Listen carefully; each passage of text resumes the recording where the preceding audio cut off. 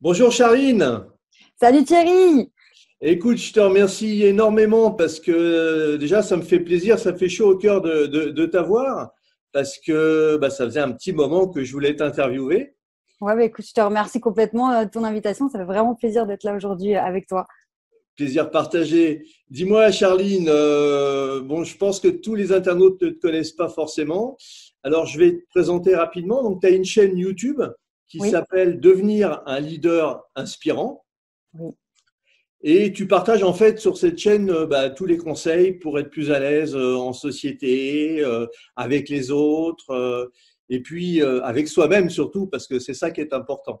Est-ce que tu peux nous en dire un petit peu plus? Ouais, ce que tu as dit Thierry, c'est vraiment ça, c'est être à l'aise avec les autres, être plus convaincant, être naturellement en fait à l'aise et avoir confiance en soi. Et c'est vrai que quand on étudie ça, finalement, ça touche beaucoup à la confiance en soi, à savoir s'exprimer, être à l'aise en communication. Et donc, je parle beaucoup de développer son charisme. Et à travers ça, tu as touché vraiment le point, c'est déjà être à l'aise avec soi-même, s'assumer, d'où le titre devenir un leader, parce que c'est ça, être leader déjà de sa propre vie, c'est déjà tout un programme. Oui, et puis c'est pas donné à tout le monde déjà de comprendre comment on fonctionne et puis de s'estimer parce qu'on a tous des parcours un petit peu différents avec des éducations, des cultures, etc. Comment tu t'y prends toi pour cerner la personne que tu as en face de toi, tes coachés, tes élèves? En fait, il y a vraiment le côté, tu sais, technique où on vient me voir pour être plus à l'aise à l'oral par rapport à la carrière, tu vois, vraiment le côté professionnel où j'aimerais être à l'aise face à mes clients, à mes collègues, savoir plus me faire respecter, prendre ma place, arrêter de stresser, etc. Donc, il y a d'abord une première partie où c'est vraiment technique, tu vois, c'est apprendre par exemple le décodage du non-verbal, tout ce qui est gestuel, posture, pour pouvoir mieux lire les autres. Tu vois, c'est vraiment des techniques ou alors des techniques de communication interpersonnelle. Qu'est-ce que je réponds dans ce cas-là? Comment je fais pour savoir dire non quand j'ose pas trop? Et puis après, il y a la couche un peu plus profonde où on se rend compte que ouais, en fait, peut-être que comme tu dis, je manque d'estime de moi. Peut-être que je pense que je suis peut-être pas légitime. Peut-être que j'ai le syndrome de l'imposteur. Et donc, on voit que l'état dans lequel on est, nous, notre état d'esprit, va avoir un énorme impact sur notre comportement, notre attitude avec les autres. Donc, il y a cette double lecture. J'apprends à comprendre comment les autres fonctionnent, quels sont leurs besoins psychologiques, pourquoi ils se comportent comme ça. Et j'apprends à moi ce que ça me fait, pourquoi je réagis de certaines manières et comment je peux m'adapter pour me sentir mieux, être plus convaincant. Ok. Et alors, comment l'idée t'est venue c'est quoi l'essence même de ce qui fait actuellement ton métier de coach? Est-ce que tu as étudié la PNL, comme tu en parlais tout à l'heure? Est-ce que je veux savoir un petit peu quel est ton parcours et qu'est-ce qui t'a emmené justement à devenir ce coach en image de soi et puis en charisme finalement, parce que c'est un peu ton image de marque. Oui, c'est ça. Disons qu'il y a pas de hasard. Moi, je suis devenue entrepreneuse par la force des choses à l'âge de 25 ans. Ça faisait des années que j'étais souffrante, que j'avais des gros problèmes de santé. Et si tu veux, je me suis dit, pour sauver mon avenir, quelque part, j'ai une seule possibilité, c'est de devenir mon propre patron et de devenir entrepreneuse. Sauf que à cette époque, j'avais pas du tout confiance en moi puisque j'avais beaucoup de problèmes de santé. J'étais vraiment, j'étais à la marge de la société. Donc, je ne savais pas communiquer, je ne savais pas me présenter, je ne savais pas prendre la parole, je savais encore moins me vendre. Donc, pour ce premier projet que j'ai eu à l'époque, qui était une entreprise de robes de mariée avec du conseil Ah en ouais? images. Ouais, c'était vraiment un concept où j'avais vraiment cassé les codes et puis j'adorais les robes de mariée. Donc, j'ai dit, allons-y, vu que j'aime ce sujet, ce sera déjà plus facile pour moi de sortir de ma zone de confort. Eh bien, pour réaliser ce projet, j'ai dû travailler sur moi et notamment apprendre à être plus convaincante, savoir parler, savoir communiquer. Tout ça, j'ai dû l'apprendre pour ma première entreprise. Et cette entreprise a fonctionné. J'ai tout mis dedans pour que ça marche. Mais si tu veux, je ne me sentais pas à ma place. J'avais fait ça un peu par défaut et je savais qu'il y avait forcément autre chose où j'allais être, comme on appelle ça, la zone de génie, tu sais, où vraiment c'était là où j'allais me sentir à ma place. Donc j'arrête tout. Excuse-moi de te couper parce que Oui. tu avais le syndrome de l'imposteur à Ah cette bah époque. complet, mais j'avais le syndrome de l'imposteur et en même temps je savais que je faisais ça un peu, j'ai pris ça comme j'aurais pu prendre n'importe quoi d'autre. C'était Ouais. vraiment une première entreprise pour m'en sortir et me prouver à moi-même que j'étais capable de faire quelque chose, tu vois. Donc je savais que ma vraie mission elle était ailleurs. mais je savais pas quoi. Et alors justement, comment tu as rebondi par la suite? Eh ben, si tu veux, quand j'ai tout arrêté, là, j'avais pas d'idée parce qu'on s'imagine souvent que après ça devient logique, mais pas du tout. C'était le néant total. J'arrête. J'étais fatiguée, j'en pouvais plus. Je dis OK, mais c'est bien, mais qu'est-ce que je vais faire? Et donc, pour payer mes factures, je vais faire un boulot alimentaire et je deviens hôtesse d'accueil. Ok. Et là, si tu veux, je disais, bon, de toute façon, c'est provisoire, je vais avoir une idée, je sais que je veux retourner entrepreneuse, mais je savais pas quoi. Et tous les jours, là où je bossais, donc c'était un grand immeuble avec 2000 salariés qui passaient, Ouais. tous les jours, je voyais des personnes qui étaient soit stressées, soit déprimées, soit très, très charismatiques, avec une très grande confiance en elles, où tu vois vraiment, tu dis, waouh, mais c'est qui cette personne? Ou alors, au contraire, des personnes que tu remarquais même pas, ou en tant que, tu vois, hôtesse d'accueil, nous, on savait qu'il y avait des personnes, même si on ne connaissait pas leur fonction, on les craignait. On faisait attention au téléphone, attention à être bien, tu vois. On ne savait pas pourquoi, mais on faisait attention. Et Oui, d'autres en fonction de personnes, ce qu'elle dégageait, quoi. ouais. Et donc, j'ai commencé à analyser en me disant, mais qu'est-ce qui fait qu'avec certaines personnes, je me méfie, je suis là toute bonjour, je fais bien mon métier. Et avec d'autres, je sens que je crains rien. Je dis, il y a forcément quelque chose, tu vois. Ouais. Et donc, je me suis dit, mais finalement, tout ce que j'ai dû apprendre pour moi, savoir, tu vois, avoir attention à la gestuelle, la posture, la façon de parler, travailler mon mindset, avoir confiance en moi, etc. Je dis peut-être que ça pourrait aider d'autres personnes. Ouais, clairement. Hein. Ouais. Et là, eh ben, j'ai commencé à regarder toutes les personnes que je voyais défiler en me disant ça. Et je me suis dit, ouais, mais c'est ça en fait. Elle est là ma mission. Tout ce que j'ai dû apprendre pour moi, ben, je vais le partager en fait. Et c'est Ouais, comme ça que c'est ouais. parti. Ouais, ouais. Et oui, et en fait, ça t'est venu comme une évidence, quoi, finalement. Ouais, c'est ça. C'est ça. Ça y est. J'avais enfin compris, en fait. Et je savais que là, bah, j'allais être super forte parce que c'était viscéral. Je l'avais vécu, je le vivais moi-même tous les jours. Donc, c'était évident, ouais. Bon, bah, chapeau, hein, parce que le fait de détecter ce genre de choses, bah, ça prouve une ouverture d'esprit, quoi. Ouais, et puis tu sais, de se dire, ça va venir. Tu vois, parce que souvent, quand on ne sait pas, ben, on angoisse, on stresse et on se dit, on se met la pression, il faut que je trouve une idée, il faut que ça marche, il faut que, tu vois. Et Ouais. là, je me suis dit, je vais, un peu comme la loi d'attraction, tu dis, où tu dis, l'idée va venir, à un moment donné, il va se passer un truc et donc, il fallait un peu lâcher prise, quoi. Ouais, alors l'idée, elle est venue et chapeau, et tant mieux, mais comment tu as réussi à la mettre en œuvre? Parce que finalement, c'est bien d'avoir une idée, mais il faut quand même savoir comment tu fais derrière pour qu'elle lui donne vie, quoi, à cette Ouais. idée. Bah, en fait, tu vois, j'avais été formée au conseil en images pour mes robes de mariée, parce que j'avais un concept, etc.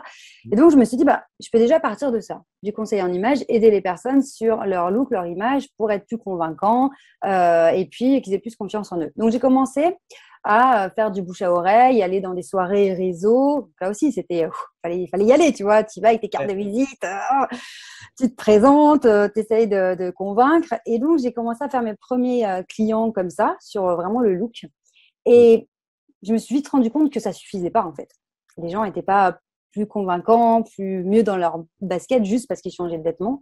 Donc, c'est là où j'ai étudié ce qu'on appelle synergologie, donc la science signification des gestes, la PNL, pour commencer, tu vois, à avoir tout ce qui est communication non verbale en plus du look. Et puis, petit à petit, donc j'ai commencé à me développer sur le web et puis je commençais à avoir d'autres clients. Je faisais ces deux axes-là. Et au fur et à mesure, je me rendais compte à quel point bah, le mindset, tout ce que moi j'utilisais au quotidien, le développement personnel, le mindset, tout ça, bah, c'était fondamental pour aller avec le reste, quoi. Donc, Ah, c'est 80% de la réussite, hein, le mindset. Hein. c'est ça. Donc finalement, ma méthode s'est construite au fur et à mesure, tu vois, et donc pour avoir quelque chose finalement de très complet. Bon, bah, super. Dis-moi, Charline, à quoi ça ressemble une de tes journées type? Alors, quand je dis journée type, je veux dire, ça peut être effectivement une journée particulière, mais en général, quand tu n'as pas de lancement particulier ou, ou de coaching trop important, comment tu t'organises dans ta journée? Alors, je dirais que les jours ne se ressemblent jamais. parce que je m'ennuie vite en fait. Dès que ça ressemble à une routine, je suis pas bien. Il faut que ça bouge dans tous les sens. Il faut que j'ai un espèce de challenge à chaque fois, tu vois, que je me dise ouh, c'est comme ça que ça me stimule. Mais il y a quelque chose qui revient tout le temps. C'est par exemple le matin, ce que j'adore, c'est quand je suis réveillée avant tout le monde chez moi, donc j'ai 2 enfants. Et là, Et c'était un… tu es maman depuis peu également. Oui, parce que j'ai une fille de 5 ans et mon petit garçon a tout juste 6 mois. Oui, ça vient d'arriver. Donc, si tu veux, ce qui a été mis en place avec ma première fille, bah là, tout a été chamboulé depuis la grossesse et l'arrivée du deuxième. Mais c'est vrai que ce qui vraiment m'aide beaucoup, c'est avoir un petit temps toute seule. Le matin dans ma cuisine, je bois mon café et c'est là où j'ai souvent plein d'idées, vraiment parce que je pense à rien, j'ai pas encore la charge mentale qui a démarré. Donc, c'est là où ça me fait vraiment un moment qui est hyper puissant pour l'organisation, pour les idées. Tu te lèves combien de temps avant les enfants? 1 heure, c'est ça? Ouais, avant d'avoir le deuxième, il fallait que j'ai au moins une demi-heure toute seule. Et après, ça dépend. En général, c'est toujours ma fille qui arrive dans la cuisine. Et ce qui est marrant, c'est que ça s'est mis comme ça en place. Et puis un jour, j'étais pas dans la cuisine quand elle s'est levée. Et là, tu vois, elle était pas contente. Elle me dit d'habitude, maman, j'arrive dans la cuisine et tu me dis bonjour. Et là, tu n'étais pas dans la cuisine, tu vois. Et tu vois, comme quoi les routines, même à 5 ans, c'est important, hein, finalement. Ah ouais, ouais, t'es pas contente. Et donc, il y a ce moment-là de la journée où, avant que tout démarre, en fait, où vraiment, je trouve ce moment très précieux. Et je trouve que c'est pas une histoire d'être égoïste, c'est une histoire de, attends, avant que tout démarre, là, on va déjà se mettre bien. Ouais, ouais. Et puis, à la fin de la journée aussi, si j'arrive à avoir un petit temps, voilà, où je me retrouve, parce que ça peut être devant la télé, ça peut être boire une tisane, n'importe quoi, mais un moment où, pareil, je mets stop et je suis juste moi avec moi-même, ça fait vraiment une différence. Mais je crois que c'est très important, ça. C'est vraiment une des clés, c'est d'arriver à avoir un moment pour soi, quoi. Parce que sinon, on se laisse déborder par les événements et finalement, on n'est plus dans son agenda, on est dans l'agenda des autres. C'est ça, c'est ça. Et puis, on arrive à un moment où on ne sait plus vraiment faire la différence entre les journées, jour, nuit, on ne sait plus vraiment parce qu'on presque quand on se couche pour dormir, ça devient anecdotique, quoi. Oui, je me couche parce qu'il faut que je dorme, mais hop, ça redémarre tellement vite qu'il n'y a plus tellement de temps, tu vois, ça part dans tous les sens, c'est un flou artistique et ça, je trouve que c'est dangereux. Et justement, par rapport à tout ça, est-ce que tu arrives à te dégager un petit peu de temps libre pour toi, pour tes passions, pour ce que, je sais pas, peut-être que tu pratiques un peu de sport, des choses comme ça? Comment ça, tu arrives à t'organiser alors? Alors, j'avoue que depuis mon accouchement il y a 6 mois, franchement, pas du tout. C'est la folie, enfin, vraiment, parce que en plus, quand on est entrepreneur, on peut facilement se faire déborder. Enfin, c'est limite quand même comme organisation. Et là, en ce moment, c'est un peu la folie, mais je sais que je vais très prochainement remettre en place le moment où je vais à la salle de sport, je vais faire du yoga, où voilà, je vais mettre dans mon planning les temps pour moi, parce que j'ai vraiment compris que des clés, en tout cas pour moi, je ne sais pas pour les autres, tu vas me dire, mais c'est de fixer des créneaux dans le planning, parce que si on ne fixe pas, bah, ça saute, quoi. C'est ça, c'est ça. C'est de te libérer quelques créneaux, mais également te libérer des trous dans ton planning pour faire Mhm. face aux urgences. Ça, c'est très important. Oui, oui, oui, c'est vrai, parce que sinon, les urgences, il n'y a déjà pas de place, donc c'est Et terrible, quoi. voilà, ouais. Et du coup, est-ce que tu travailles sur ton business ou dans ton business? J'avoue que Question un peu particulière, mais ouais. grosso modo, est-ce que tu arrives à déléguer des tâches à d'autres pour pouvoir te recentrer sur ton cœur de métier, sur ta valeur ajoutée? Ouais, en fait, au début, j'étais vraiment, surtout quand j'étais salariée, chaque pause, enfin le matin, le midi et le soir, dès que j'avais du temps libre, c'était pour mon business. Parce que c'était pendant mes temps de repos que je développais le business qui devait prendre la place de mon salariat. Donc là, c'était vraiment chaud. Mais maintenant que je fais ça à temps plein, je le vois plus, oui, comme une activité, comme un métier. Mais en même temps, je vais pas te mentir, j'y pense tout le temps en fait. Et la frontière est fine. Il y a seulement quand, par exemple, je récupère mes enfants à 4 ou 5 heures, où là, je sais que de 17 heures à 21, faut pas me parler de mon activité parce que là, je suis en mode maman. Ouais, ouais, c'est ça. Tu arrives à compartimenter en fait la vie professionnelle et puis la vie perso. Mais ça, c'est génial. Ouais, au début, j'y arrivais pas. Et je me suis rendu compte que j'étais super frustrée parce que quand j'étais avec les enfants, j'avais l'impression de mal faire mon travail. Ouais. Et donc, ça m'énervait. Du coup, j'étais facilement irritable et j'avais moins de patience parce que j'étais avec eux, mais pas vraiment avec eux. Et donc, c'était des moments qui n'étaient pas du tout de qualité. Ça devenait un stress et j'en profitais pas. Et d'un autre côté, quand je travaillais, je pensais aux enfants. Donc, je le faisais pas non plus à fond. Et je me suis dit, là, il y a un truc qui m'échappe, en fait. À chaque fois que je fais un truc, je le fais mal parce que j'essaye de faire l'autre. Donc, c'est pour ça que j'ai décidé qu'en fin de journée, c'était le temps de la maison, de la famille. Et après, quand ils dorment, si j'ai pas fini de faire des trucs, parfois je bosse de 21h à 23 et là, je bosse bien parce que tout le monde dort. Et donc voilà. Ouais. Mais c'est ça, c'est de l'organisation finalement, hein. C'est du temps de qualité, je dirais. Ouais, c'est ça. Bon, chapeau. Dis-moi, quel est ton meilleur conseil pour quelqu'un qui n'aurait pas confiance en lui, tu vois, quelqu'un qui est un petit peu refermé sur lui-même, introverti, qui ne sait pas tellement comment s'adresser aux autres. Euh, Comment tu pourrais développer son charisme et son estime de lui? Je dirais que la première chose qu'on peut faire, qui est pas difficile, c'est habituer notre cerveau à ces situations qui, pour l'instant, sont anxiogènes. Parce que c'est vrai que la timidité, parfois, on croit que c'est un trait de caractère. Moi, je suis timide. Non, la timidité, c'est quand il y a un stress qui vient à l'idée de parler à quelqu'un ou de faire quelque chose. Donc, pour aller mieux là-dessus, c'est de s'y habituer pour que le cerveau voit qu'en fait, ça va, en fait. Et on banalise la chose, on dédramatise le fait de parler aux autres. Et pour ça, il faut commencer tout petit, ne serait-ce que demander l'heure à un inconnu ou un truc vraiment où on se sent sécurisé, on risque pas grand-chose. Et petit D'accord. à petit, en banalisant ça, on devient, sans s'en rendre compte, en fait, on devient à l'aise et on est capable après de parler à n'importe qui, n'importe où, n'importe quand. Et on ne sait pas comment on a réussi à faire ça. D'accord, oui, parce que certaines personnes, enfin moi je l'ai vu, tu sais, quand je travaillais dans l'aéronautique, il y Ouais. avait en fait comme tu disais un peu tout à l'heure, il y avait des gens à qui on s'adressait, qui avaient un certain charisme, une certaine aura, Mhm. bon, on prenait entre guillemets des gants pour Ouais. s'adresser à eux, alors qu'il y en a d'autres catégories. Alors c'est pas péjoratif, mais par exemple les ouvriers ou Mm.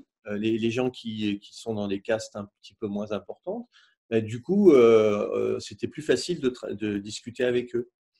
Et, euh, et moi, je pense que ce qui est compliqué, en fait, c'est d'être un peu caméléon, quoi. C'est de s'adresser en fonction de la personne que tu as en face, c'est de détecter le plus rapidement possible qui tu as en face et comment tu vas pouvoir t'adresser à cette personne. Et ça se fait en quoi? En un dixième de seconde, hein. Ah ouais, c'est extrêmement rapide. Et c'est vrai que les meilleurs communicants, comme les meilleurs vendeurs, c'est ceux qui arrivent à s'adapter à leur interlocuteur. Mais pour t'adapter, en fait, il faut déjà observer l'autre. Et pour observer l'autre, c'est là où souvent le bas blesse, c'est qu'il faut arrêter d'être focus sur soi-même parce qu'on stresse. Qu'est-ce que Exact. je vais dire? Est-ce que je vais être convaincant? Est-ce que je vais être ridicule? Est-ce que ça se voit que j'ai peur? Est-ce que ça se voit que j'ai pas assez d'expérience? Souvent, on est vraiment, on ne pense qu'à soi parce qu'on stresse. Et donc, il faut arriver à se libérer de ça pour regarder l'autre. Et toutes les Ouais. réponses sont dans l'autre, en fait. Oui, effectivement, on a tendance à penser que les réponses sont dans sa tête à soi-même, mais on ne peut pas se dire que l'autre va réagir d'une façon ou d'une autre. On n'est pas dans la tête de l'autre. Exact, c'est ça. Donc, c'est pour ça qu'il faut avoir cette capacité à observer et pouvoir se libérer de ce fameux dialogue interne où on va en général mal se parler, se rabaisser, se stresser pour enlever cette petite voix qui nous parasite pour pouvoir vraiment observer l'autre et se dire ah oui, tiens, là, il a l'air à l'aise, là, il a l'air stressé, là, il a besoin de faire ça, de ça. Et du coup, comme je comprends, parce que je décode l'autre, je peux m'adapter, faire le caméléon. Ça ne veut pas dire que je me renie moi, mais ça veut dire que je me calibre par rapport à la personne que j'ai en face. Et c'est là où la communication se fait le mieux, en fait. Et en fait, ce qui serait intéressant, c'est de savoir qu'est-ce que tu penses en fait des gens qui n'ont pas de charisme. Est-ce que ça les handicape réellement dans la vie ou pas? Alors, je dirais pas qu'on a besoin d'avoir forcément du charisme, hein, parce que le charisme, c'est quand même quelque chose de très fort comme mot. Ça va jusqu'au truc un peu mystique, la personne qui rayonne, qu'on admire, qui est mystérieuse. Mais en tout cas, savoir, je dirais, il y a le fond et la forme. Et le savoir-faire, ok, ça, on l'a pas, bref, c'est pas le problème. Mais le faire savoir, la forme du message, c'est quelque chose qui est handicapant si on ne l'a pas, parce que on peut être mal considéré, les gens peuvent ne pas voir le potentiel qu'on a ou ce qu'on a à offrir, on peut être pris pour quelqu'un d'autre et vraiment passer à côté des opportunités, que ce soit perso ou pro, juste parce qu'on ne savait pas communiquer. Et ça, c'est vraiment trop dommage parce que, à l'inverse, il y a des personnes qui ont un faire savoir très fort, elles vont brasser beaucoup, peut-être même brasser de l'air, même quand il n'y a rien derrière. Et elles vont récolter toutes les récompenses, alors même que celui qui a beaucoup à offrir mais qui ne sait pas le montrer, lui, il n'aura rien, quoi. Ouais, finalement, c'est injuste la vie, hein. Ouais. Donc c'est pour ça que je me bats contre cette injustice. Bon, écoute, superbe. Dis-moi, pour clore cette interview, est-ce que tu as une question qu'on te pose jamais, que tu aimerais bien qu'on te pose? Oui, oui, il y a une question. C'est quand je rencontre des personnes, parfois elles me demandent ce que je fais, etc. Et je me rends compte que souvent les gens n'osent pas se dire que leur rêve à eux pourrait être réalisable, tu vois. Et j'aimerais tellement que les personnes me disent, Charline, tu crois que je peux le faire? Parce que là, ça m'autoriserait à leur dire, oui, tu peux le faire, vas-y, fonce, etc. Tu vois, mais tant qu'elles m'ont pas posé cette question, je peux pas, moi, leur dire, bon alors, c'est quoi ton rêve? Alors, en vrai, vas-y, on va pas se mentir, qu'est-ce que tu aimerais accomplir que tu n'oses pas? Vas-y, tu vois. Mais parce que pour 95% des personnes, rêver, c'est devenu un gros mot, malheureusement. C'est ça. Parce que, Et, et en fait, elles ne s'autorisent pas, comme tu viens de le dire, très justement, elles ne s'autorisent pas à rêver, quoi. Alors que finalement, quand ils avaient 5-6 ans, bah, ils rêvaient d'être pompiers, ouais, général, médecin, tout ce que tu veux. Et du coup, voilà, c'est dommage. C'est ouais, effectivement très dommage. tout était possible. Et puis après, on arrive avec des il faut, je dois, les gens attendent ça de moi. Et parfois, le pire, c'est qu'on s'imagine que les gens attendent quelque chose de nous, alors qu'en fait, pas du tout, et qu'ils s'en foutent complet. Et donc, parfois, on n'ose pas faire quelque chose. Et le jour où on le décide, on croit que c'est la révolution. Et parfois, on a des bah, c'est bien. Ah bon, mais je croyais que tu allais me dire, bah non, en fait, tu fais ce que tu veux, c'est ta vie. Donc, parfois, on se met vraiment des barrières tout seul, quoi. Exactement, exactement.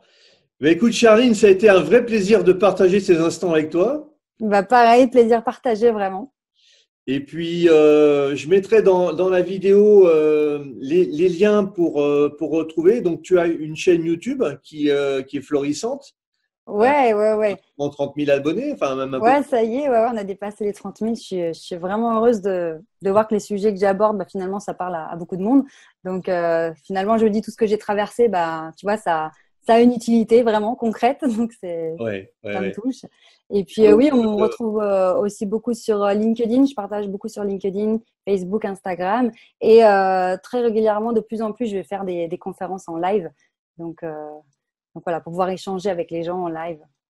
super. Bah, écoute, pour tous les gens qui sont timides et qui voudraient avoir une meilleure estime d'eux, qui veulent supprimer le syndrome de l'imposteur, qui veulent avancer, qui veulent avoir plus de charisme et puis bah, forcément progresser, eh ben voilà. On est là. Mademoiselle Charline est là. Ouais, grand plaisir. Bon, écoute, je te remercie beaucoup et puis très bonne route à toi et plein de Merci bonnes choses Thierry. pour la suite. Pareil. Ciao, ciao, Charline. Ciao. Bye.